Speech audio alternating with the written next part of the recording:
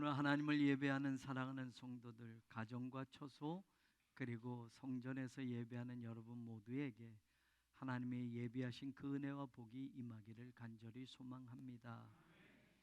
마음의 문을 활짝 열고 그 복을 다 받으시기를 바랍니다. 종교개혁 506주년을 맞는 오늘 종교개혁 기념주일에 저는 여호수아의 말씀으로 우리의 신앙을 다시 점검해보고 생각해보는 시간을 갖고자 합니다. 힘들수록 또 어려울수록 기본으로 돌아가라는 말이 있습니다. 종교개혁도 마찬가지입니다. 기본으로 돌아가는 것이었습니다. 오직 말씀으로, 오직 은혜로, 오직 성경으로. 이 기본으로 돌아가는 것을 놓쳤을 때 아무리 성공한 것처럼 보이고 아무리 세상에서 화려한 것처럼 보여도 그것은 신앙적인 눈으로 바라봤을 때 아무것도 아니다라는 것을 알게 하는 겁니다. 중세시대 때 교회는 높은 건물을 자랑했습니다. 유럽에 가서 보면 가장 높은 곳에 가장 높은 건물이 다 교회입니다.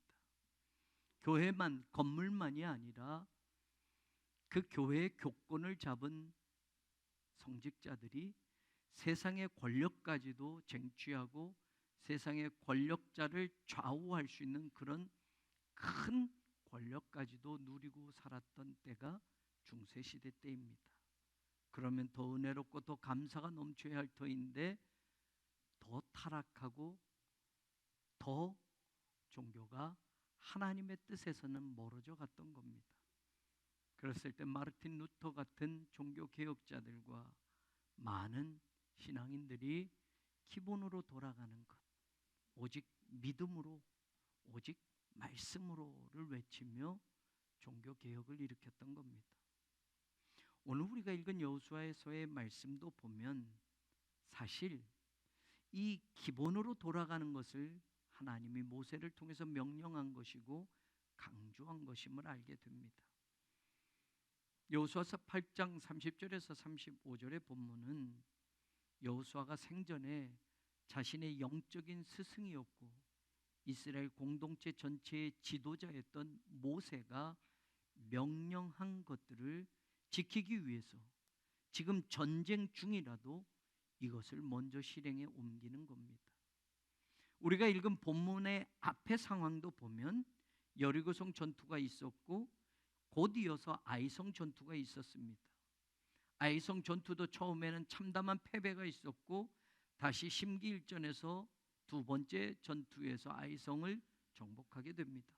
그리고 본문의 상황이 나오고 본문의 상황 뒤도 보면 요단 서쪽 산지와 평지와 레바논 앞 대해 연안에 있는 헷사람, 아모리 사람, 가나안 사람, 브리스 사람, 히위 사람, 여부스 사람의 모든 왕들이 이스라엘과 싸우자라고 해서 연합 전선을 펼쳐서 전쟁을 하는 내용이 이어서 나오게 됩니다.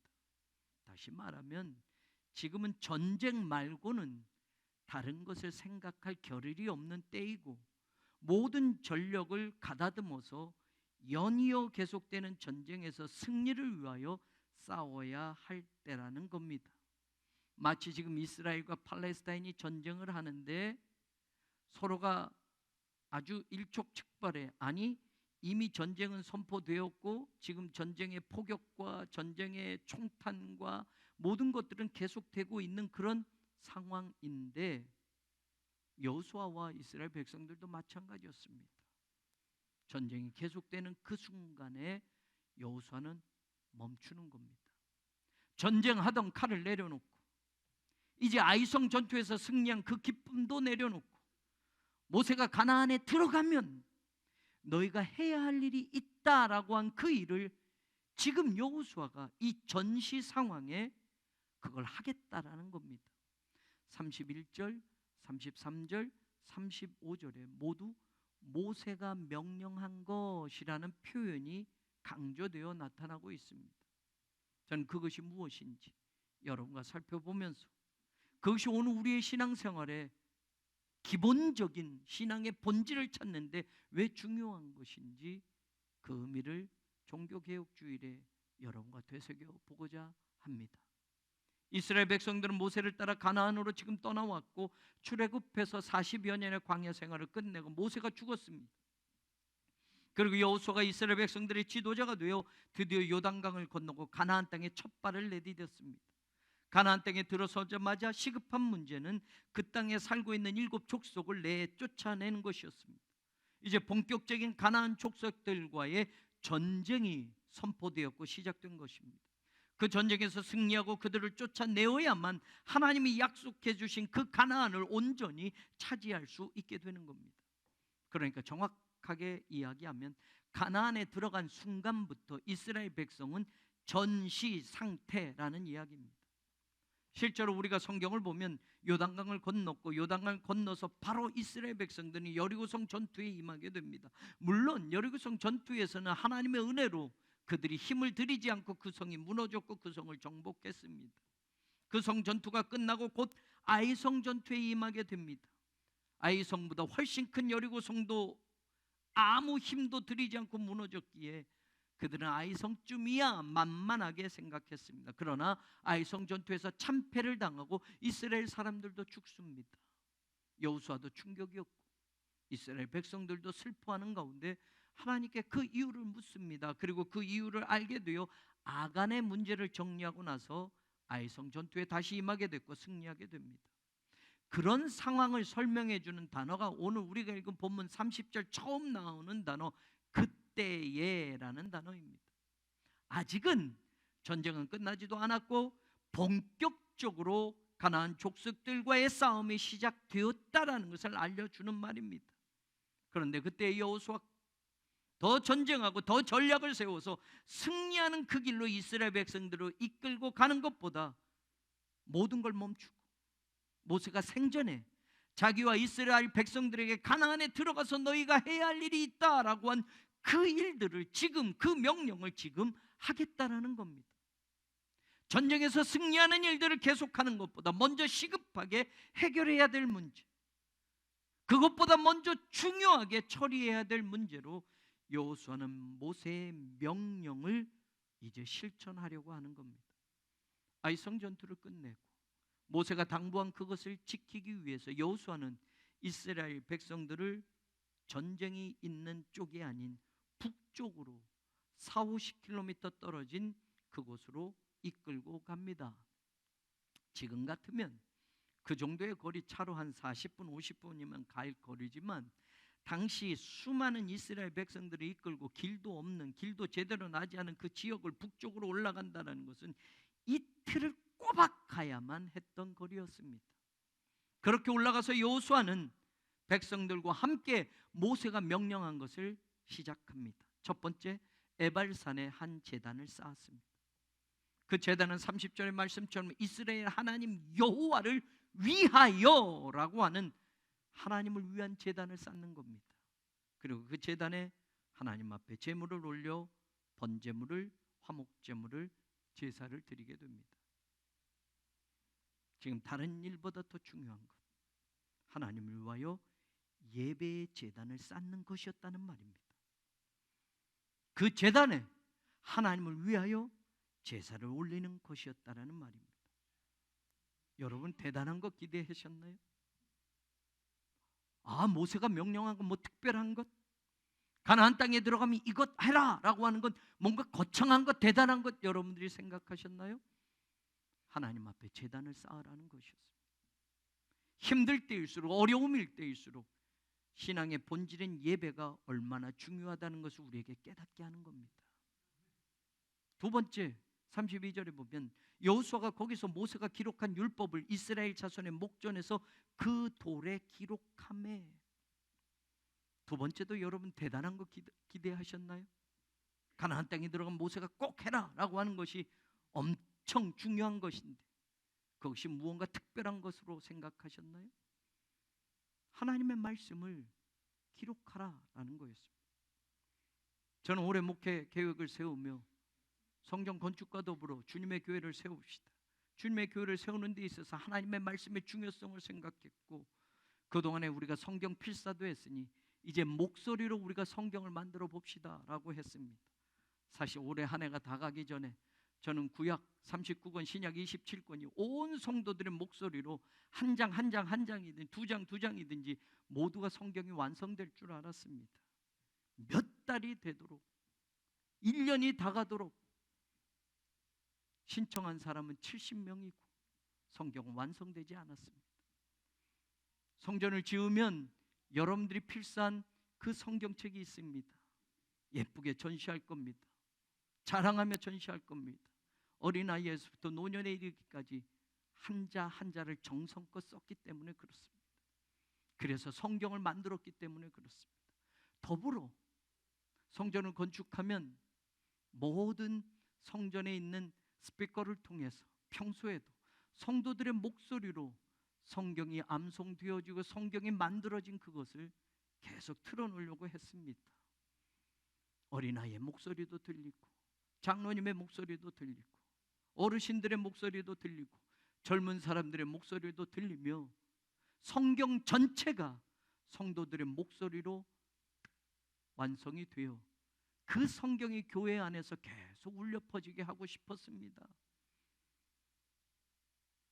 올해가 다 가는데 70명뿐이 없다라는 것이 물론 어려울 거예요. 성경을 만드는 게 틀리니까 에이 또 다시 해야 돼 라고 하지만 디지털 파일이니 틀려도 그냥 하시면 다 수정이 되니 그렇게 안내해 드렸고 여러분들 한 장이라도 좋으니 성경을 한 장씩 맡아주십시오. 제가 너무 대단한 것을 우리 성도들에게 기대했는지 모르겠습니다. 그런데 여러분 그게 가장 기본입니다. 오늘 여호수아에게 모세가 가나안 땅에 들어가면 이것을 꼭 해야 된다라고 하는 그것이 뭐 대단한 것, 엄청난 것이 아니었습니다. 하나님을 위한 제단을 쌓아라. 두 번째, 하나님이 주신 말씀을 기록하라였습니다. 저는 우리 성도들이 하나님의 말씀을 가슴에 새기고 사는 성도들이 되기를 원합니다.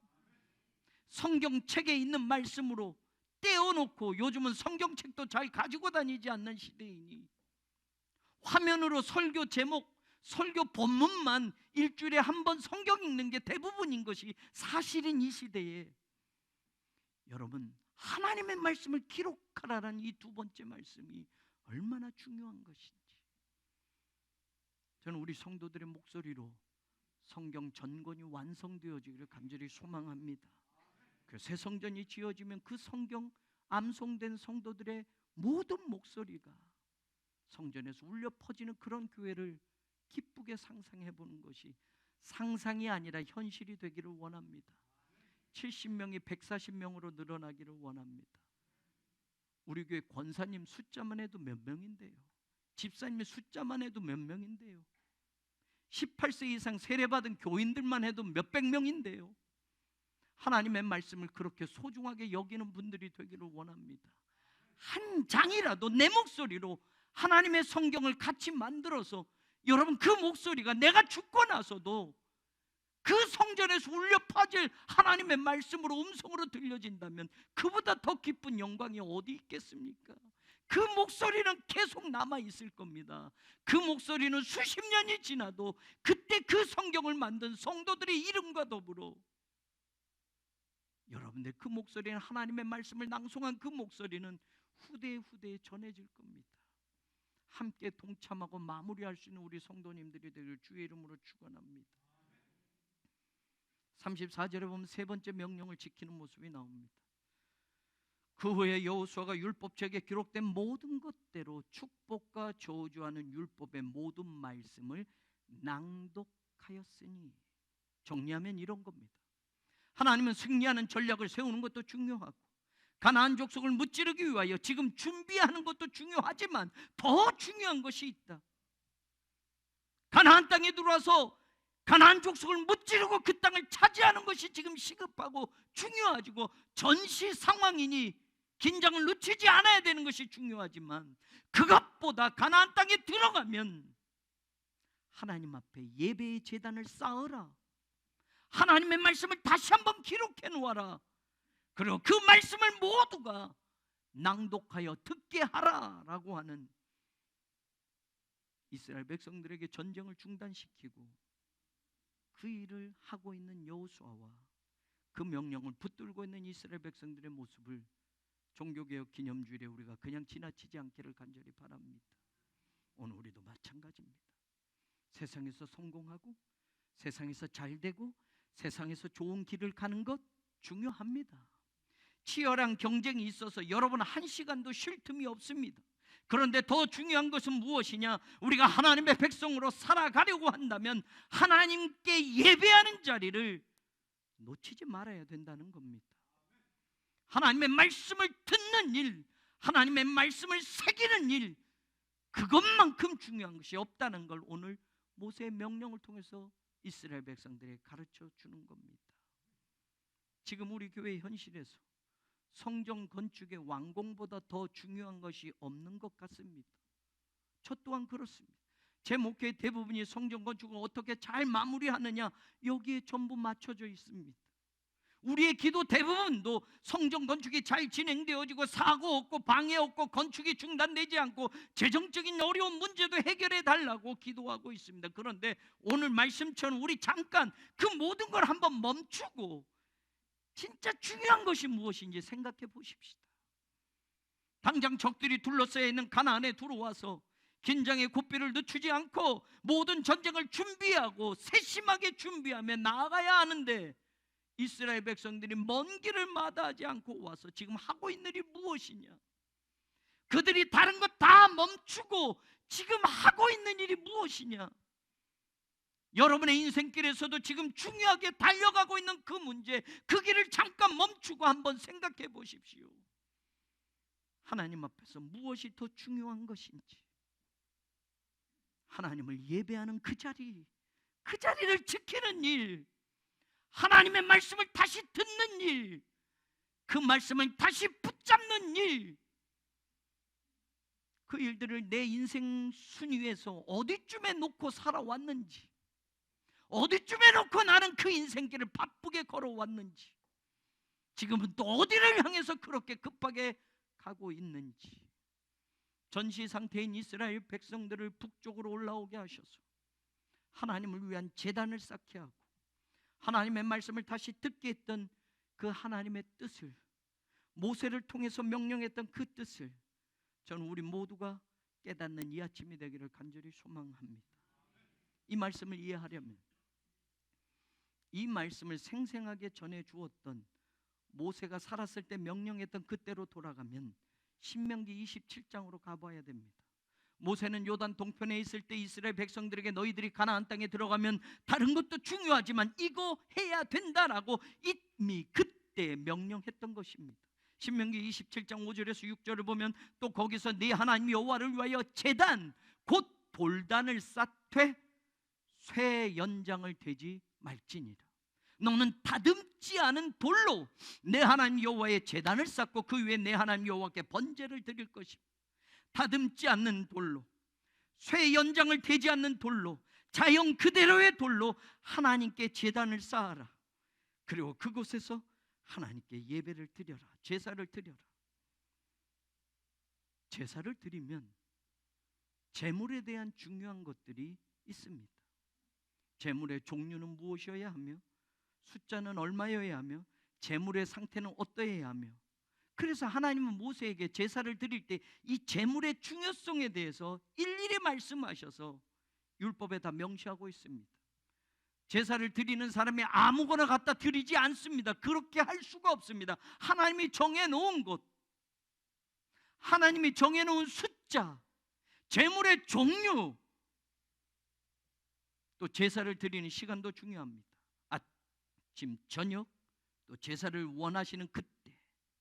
그런데 지금 모세가 하나님의 말씀을 듣고 백성들에게 명령하는 그 제사에서는 단 한 가지만 강조합니다. 제단입니다. 제단을 만드는데 쇠 연장을 대지 말고 다듬지 않은 그 돌 그대로 쌓으라고 합니다.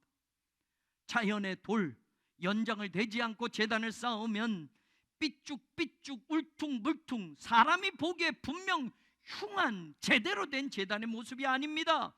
모난 곳이 있으면 쇠 연장을 대서 깎아내고 반듯하게 하고 예쁘게 해야 제단이 예쁘게 세워지는 것인데, 하나님은 그리하지 말라고 모세에게 명령하는 겁니다.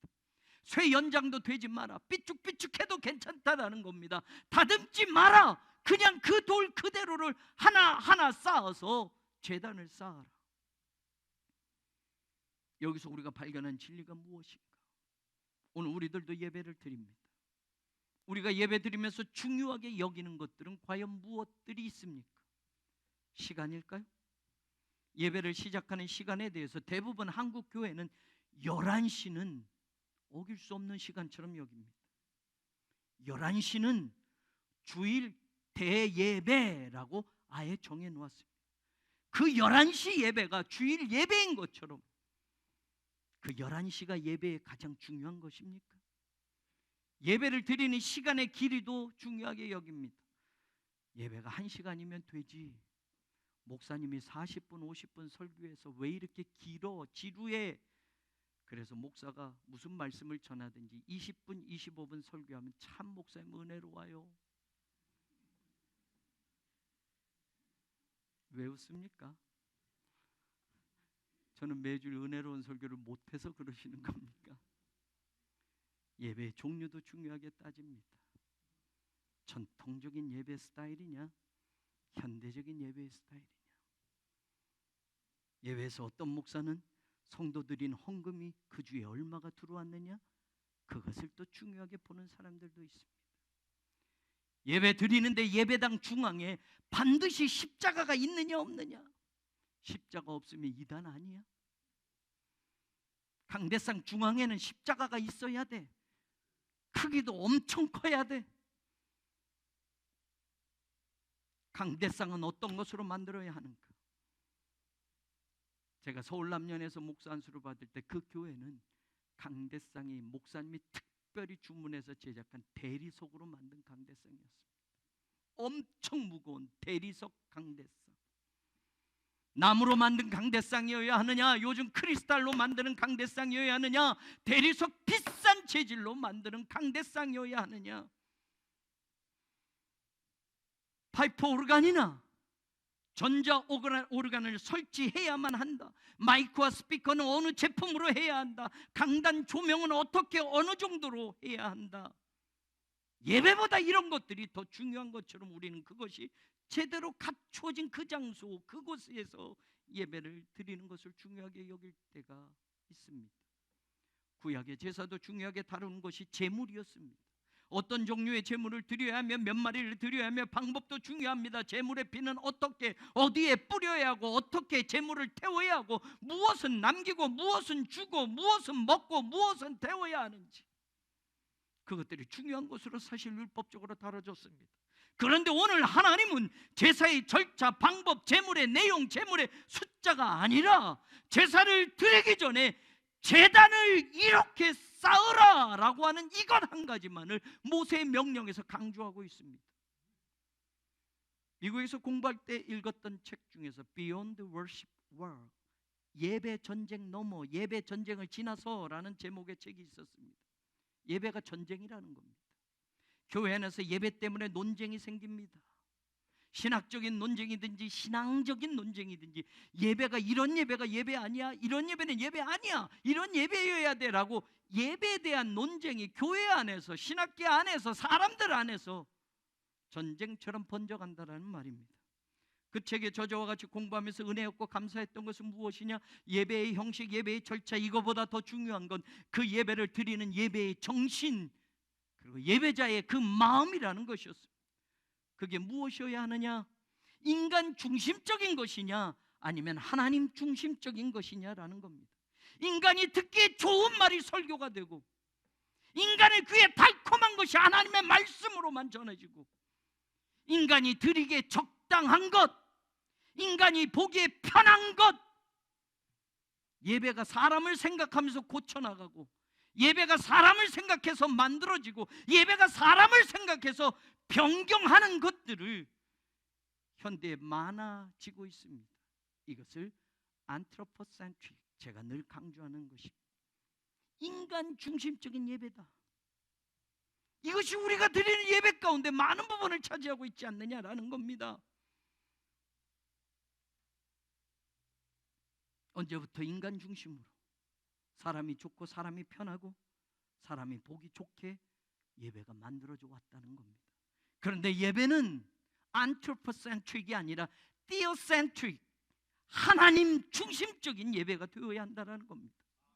하나님은 건물에 십자가가 걸려져 있지 않아도 예수 그리스도가 우리를 위해서 피 흘려 죽으신 그 십자가의 은혜가 마음속에 새겨져 있기만 한다면, 그 은혜를 잊지 않고 모든 예배자가, 모든 성도들이 그 십자가의 은혜를 기억하고 감사하는 예배자라면, 강단에 십자가가 없어도 하나님 그 예배를 받으시는 분이요, 교회가 멋진 건물이 없어도, 오케스트라와 함께하는 대단한 성가대의 찬양이 아니어도, 목사가 검정색 목사 가운을 날마다 매주 입지 않아도, 파이프 오르간이나 대단한 악기가 동원되지 않아도, 목소리 밖에는 하나님을 찬양할 것이 없어도, 그 예배가 온전히 하나님을 향하여 있다면 그 예배야말로 하나님이 받으시는 예배라는 겁니다. 오늘 우리의 예배도 그렇습니다. 주일에 예배당에 와서 드리는 한 시간의 예배를 하나님이 받으시는 게 아니에요. 우리가 하나님의 말씀을 듣고 그 말씀을 가지고 세상 속에서 살아갈 때 그 말씀으로 어떻게 살아가는지, 힘든 인생이지만 하나님의 말씀을 믿고 그 말씀을 얼만큼 간절하게 붙들고 살아가는지, 그 인생의 자리, 그 삶의 자리에서부터 하나님이 받으시는 예배는 이미 결정나는 것입니다. 그래서 예배는 삶입니다.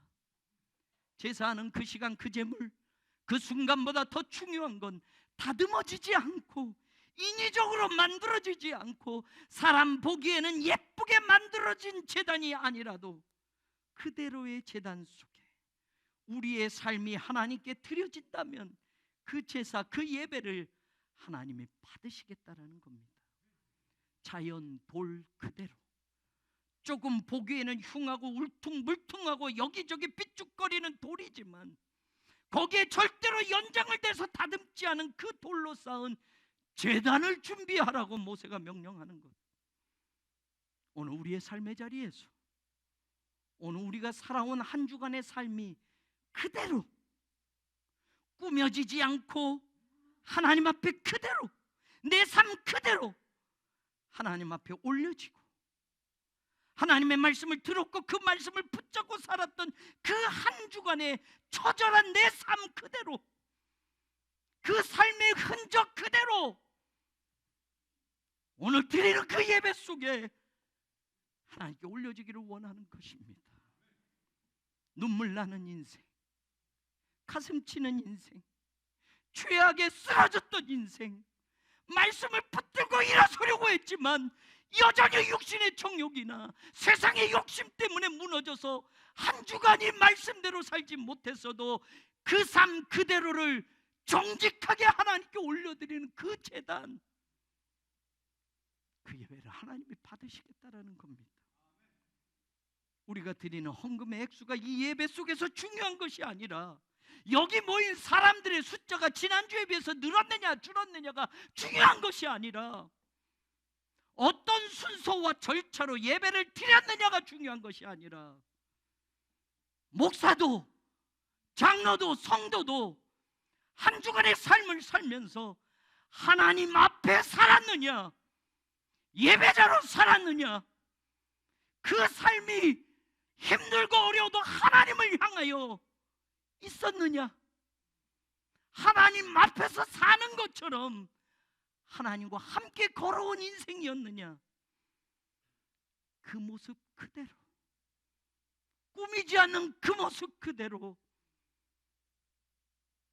내 삶 전부가 하나님께 예배로 올려지기를 원하신다는 것을 모세는 가나안에 들어가서 다듬지 않은 돌, 쇠 연장을 대지 않은 그 돌로 쌓아 제단을 쌓으라고 전했던 것입니다.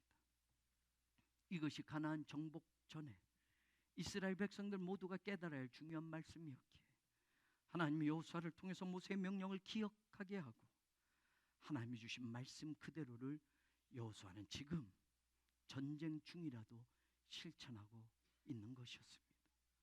두 번째 중요한 명령을 모세가 합니다. 모세가 기록한 율법을 여호수아가 그 돌에 기록하는 것이었습니다. 이 말씀을 신명기에서 조금 더 자세하게 설명해 줍니다. 신명기 27장 2절 3절에 모세는 이렇게 명령했습니다. 너희가 요단을 건너 네 하나님 여호와께서 네게 주시는 땅에 들어가는 날에 큰 돌들을 세우고 석회를 바르라. 요단을 건너는 후에 이 율법의 모든 말씀을 그 위에 기록하라. 큰 돌들을 세우고 석회를 바르고 그 위에 모든 말씀을 기록하라고 명령했던 겁니다. 왜 큰 돌들을 세워야 합니까? 율법의 일부를 기록하는 게 아니고, 너희들이 듣기 좋은 말씀만 기록하라는 게 아니고, 율법 모든 말씀, 하나님 주신 말씀을 기록해야 하기 때문에 큰 돌, 단수가 아니라 큰 돌들을 세워라 라고 말한 겁니다. 요건 빼고 요건 넣고, 요건 좋은 거니까 붙들고 요건 우리한테 좀 찜찜하니까 빼놓고가 아니라 너희들 마음대로 취사 선택해서 하나님 말을 이것 집어넣고 이것 빼고가 아니라 하나님 주신 모든 말씀을 그 위에 기록하기 위하여 큰 돌들을 세우고 거기에 기록하라고 말하는 겁니다. 그리고 석회를 돌 위에 바르라고 합니다. 왜 석회를 바릅니까? 말씀이 뚜렷이 보이게 하기 위해서, 정확하게 하나님의 말씀을 보도록 하기 위해서 석회를 바르라고 하는 겁니다. 이것은 당시 중요한 글들을 남기는 방법이기도 했습니다. 고고학적으로 출토되는 유물들 가운데 돌 위에 석회를 발라서 기록한 유물들이 많이 나왔습니다. 그처럼 석회를 바르고 그 위에 말씀을 기록하면 뚜렷이 그 말씀이 보이도록 만들었던 겁니다. 그리고 신명기 27장 4절에 보면 한 가지 중요한 말씀을, 여호수아에서 나오지 않은 말씀이 그때 모세가 명령한 것에 들어갑니다. 이 돌들을 에발산에 세워라. 모세는 에발산에다 그 하나님의 모든 말씀을 기록한 것을 세워놓으라라고 말합니다. 근데 신명기 11장에 보면 11장 29절에 네 하나님 여호와께서 네가 가서 차지할 땅으로 너를 인도하여 들이실 때에 너는 그리심산에서 축복을 선포하고 에발산에서 저주를 선포하라. 저주를 선포하라고 하는 장소인 에발산에 하나님의 말씀을 기록한 돌들을 지금 세우라고 했던 겁니다.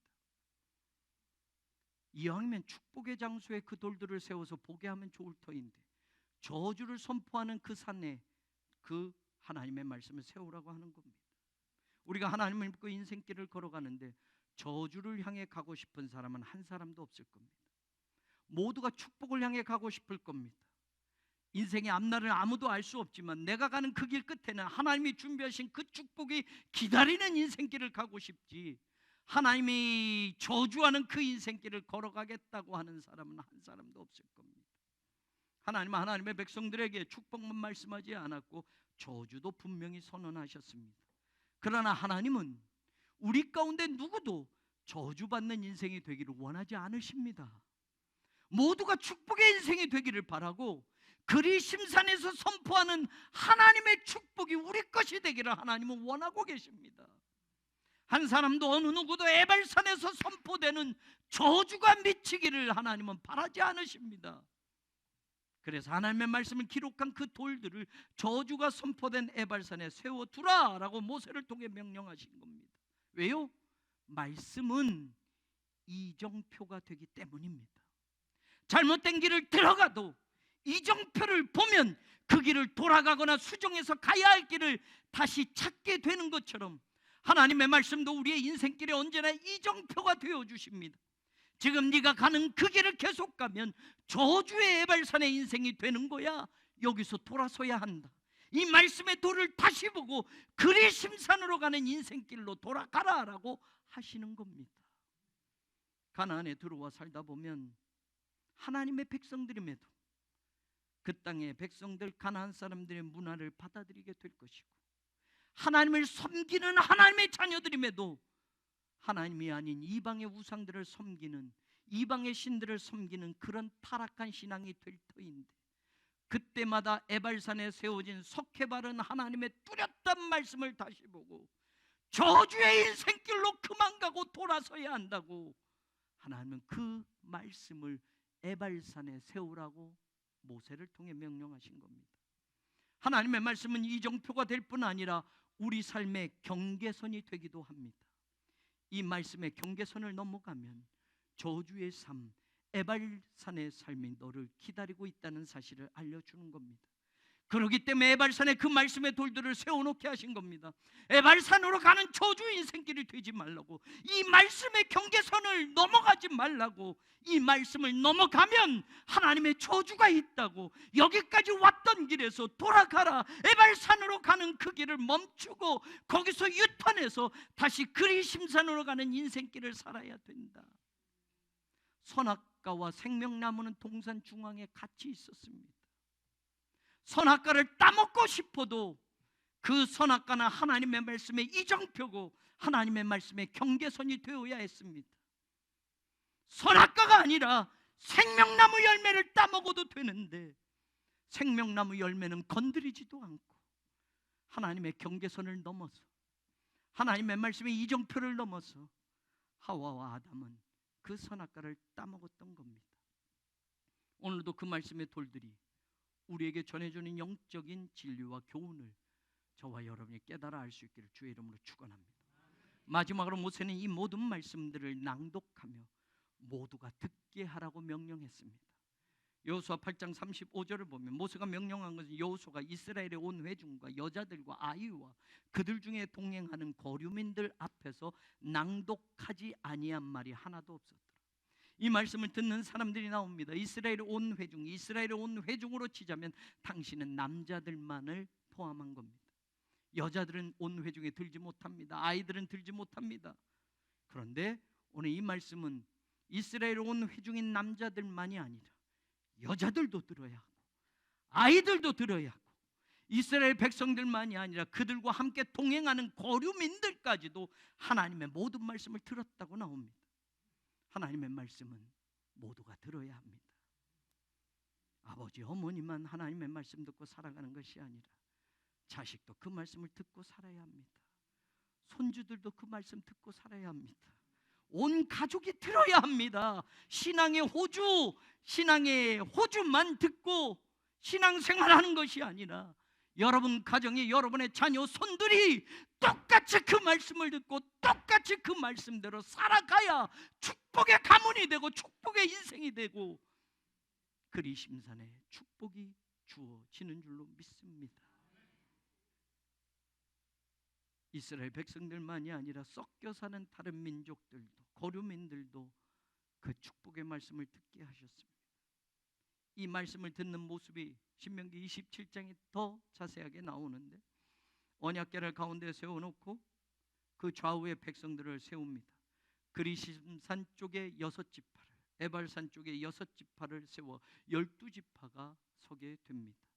그리고 이 신명기 27장에 특별히 나오는 내용을 읽어보면 12개의 저주의 말씀을 모세는 선포하게 하고 백성들은 그 말씀이 끝나면 모두 아멘 할지어다 라고 명령을 합니다. 여러분, 축복의 말씀을 선언해야 여러분들의 입으로 아멘이 나오지, 저주의 말씀을 선언하는데 누가 여기에 아멘을 합니까? 그런데 모세는 신명기 27장에 그렇게 말해요. 12개의 저주의 말씀을 선포하고 모두 아멘할지어다 라고 말합니다. 그리심산의 6지파, 에발산의 6지파를 세워놓고 말씀의 언약궤를 가운데 세워놓고 이 말씀을 전하라고 모세는 명령했고 하나님의 말씀대로 살지 아니하면 너희들이 이와 같이 저주받는 인생이 될 것이다. 그런데 여러분, 여기에 하나님은 시청과 교육까지 동원하신 겁니다. 그리심산과 에발산 거리는 500m 정도입니다. 양쪽에 같이 있는 산입니다. 멀리서 보면 이 산이 가까이 붙어있는 두 개의 산처럼 보입니다. 그리심산은 해발 854m, 남쪽에 에발산은 해발 920m로 북쪽에 위치해 있습니다. 남쪽에 있는 산은 당연히 해가 잘 듭니다. 그래서 나무들이 많습니다. 북쪽 편의 산은 그늘이 있고 햇빛이 들지 않아 황량한 민둥산입니다. 하나님의 말씀대로 사는 백성들이 푸르른 축복을 경험하고 하나님의 말씀대로 살지 않는 백성들이 아무것도 없는 민둥산과 같은 저주를 받게 된다는 것이 시청각으로 눈으로 보면서 하나님의 말씀이 선포되어졌던 겁니다. 저는 우리 교회 우리 성도님들이 그리심산의 축복을 놓치지 않기를 바랍니다. 하나님의 말씀의 빛이 여러분의 가정을 비추고 여러분의 인생을 비추고 여러분의 사업장을 비추고 직장을 비추고 그리고 우리 교회를 비추는 그런 그리심산과 같은 축복을 경험하는 우리 모두가 되기를 소망합니다. 말씀이 비춰지지 않아 그늘진 인생을 사는 버림받은 저주받은 에발산과 같은 민둥산 인생이 되지 않기를 간절히 소망합니다. 축복과 저주의 말씀을 기록하고 똑같은 그 모든 말씀을 낭독하여서 모두가 듣게 하라고 명령했습니다. 말씀대로 살면 축복임을 믿으시기를 원합니다. 가나안을 정복하는 것보다, 전쟁을 더 많이 해서 승리하는 것보다 여호수아를 지금 멈추게 하셔서 연장을 대지 않고 자연 돌 그대로를 가지고 제단을 쌓게 하시고 그 위에 하나님을 향한 제사를 드리게 하심으로 예배의 본질과 의미를 깨닫게 하신 것처럼 꾸며지지 않는 그대로인 우리의 삶의 자리 전부가 하나님을 예배하는 예배가 되기를 간절히 소망합니다. 하나님의 말씀을 분명하게 보고 그 말씀의 도를 세워서 삶의 이정표와 경계석이 되게 함으로 하나님의 길을 놓치지 않고 끝까지 걷게 하셔서 그리심산의 축복을 누리는 하나님의 백성들이 되기를 우리 주님 예수 그리스도의 이름으로 간절히 축원합니다. 하나님, 인생의 다급하고 시급한 것들을 향해서 끊임없이 달려갑니다. 곳곳에는 아직도 전쟁의 소문이 끊어지지 않고 계속 되어지고 있습니다. 이스라엘도 지금의 현실에는 계속 전시 상태였습니다. 다른 것 생각할 겨를이 없었습니다. 전쟁 중이었기 때문에. 그런데 여호수아는 모든 걸 멈추고 모세가 명령한 것, 너희들이 가나안 땅에 들어가는 그날 하나님께 이것들을 꼭 지켜야 된다라고 한 그 세 가지의 명령을 모든 걸 중단하고 다시 붙잡기 위하여 백성들과 함께 그렇게 나아갑니다. 하나님, 분주한 것 있습니다. 바쁜 것 있습니다. 중요한 것 있습니다. 1년을 그렇게 살아왔습니다. 종교개혁 기념주일에 잠시 멈춰서서 정말 중요한 것, 하나님 앞에 제단을 쌓는 그 일, 하나님의 말씀을 새겨두는 그 일, 그리고 그 하나님의 말씀을 모두가 듣게 하는 그 일, 가장 기본적이고 가장 별것 아닌 것처럼 지나왔던 그 일들을 우리가 다시 붙잡게 하시고 그 신앙의 본질에서, 그 믿음의 처음에서 다시 용기를 얻고 하나님의 역사를 이루어가는 우리 새롬교회 모든 성도들이 되게 하여 주옵소서. 예수님 이름으로 간절히 기도하옵나이다.